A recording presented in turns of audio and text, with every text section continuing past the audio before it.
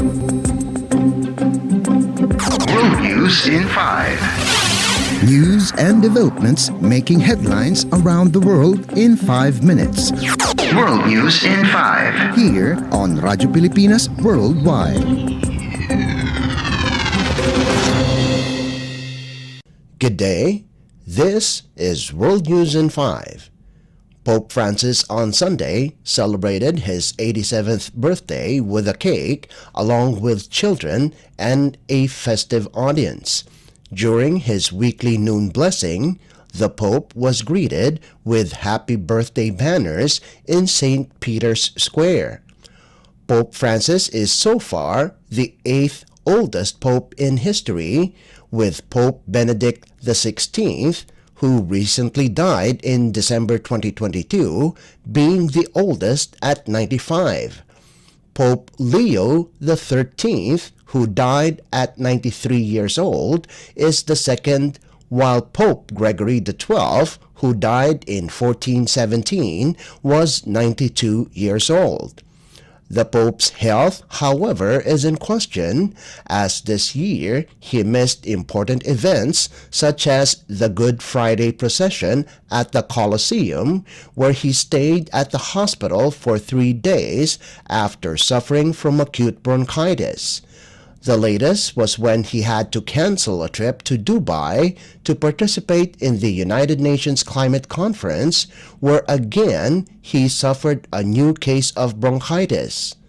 David Gibson, director of the Center on Religion and Culture at Fordham University, said that due to frequent hospitalizations, questions have been raised about Pope Francis's ability to continue his duty of the rigorous activities of modern-day papacy. World News in 5. Here on Radyo Pilipinas Worldwide. For the first time, Pakistan has used artificial rain to combat the hazardous levels of smog in the city of Lahore. Often ranked as one of the worst places in the world due to air pollution, the first experiment was conducted using planes equipped with cloud seeding equipment that flew over in at least 10 key areas of the city. Caretaker Chief Minister of Punjab, Mohsin Naqvi, said that the equipment was provided by the United Arab Emirates or UAE. Naqvi said that teams from the UAE, along with 2 planes, used 48 flares to create the rain.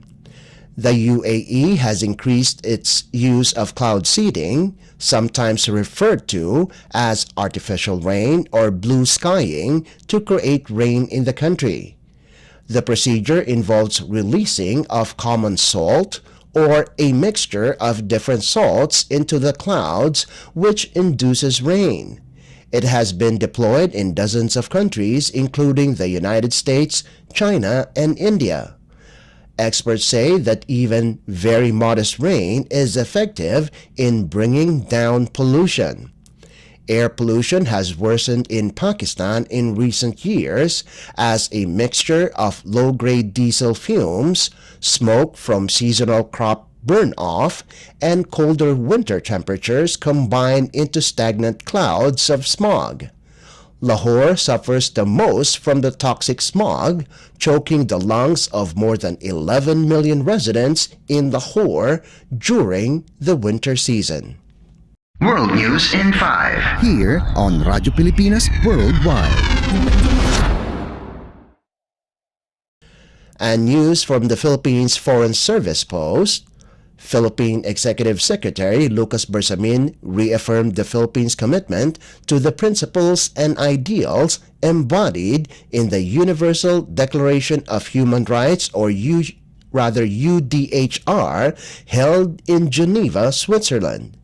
Representing the Philippines at the pledging session of the United Nations Human Rights 75 high-level event commemorating the 75th anniversary of the UDHR, Executive Secretary Bersamin said that the Philippines is committed to pursuing comprehensive justice sector reforms, including the establishment of a training institute for forensic science and investigation to scale up forensics capability and competence of law enforcement and justice authorities based on the Minnesota Protocol. Executive Secretary Bersamin also said that a Human Rights Coordinating Council will be created to sustain current initiatives under the 6 work streams of the United Nations Joint Program, or UNJP, on human rights. The Executive Secretary added that the Philippines will adopt its 4th National Human Rights Action Plan that covers emerging human rights issues, such as climate justice and the rights of older persons, among others. Adopted on December 10, 1948 in Paris, France, the UDHR was approved by the United Nations General Assembly, or UNGA, after the Second World War in order to promote universality and indivisibility of human rights. World News in 5. Here on Radyo Pilipinas Worldwide. And that concludes today's edition of World News in 5. For Radyo Pilipinas World Service, this is Leo Magpayo. Good day. World News in 5. News and developments making headlines around the world in 5 minutes. World News in 5. Here on Radyo Pilipinas Worldwide.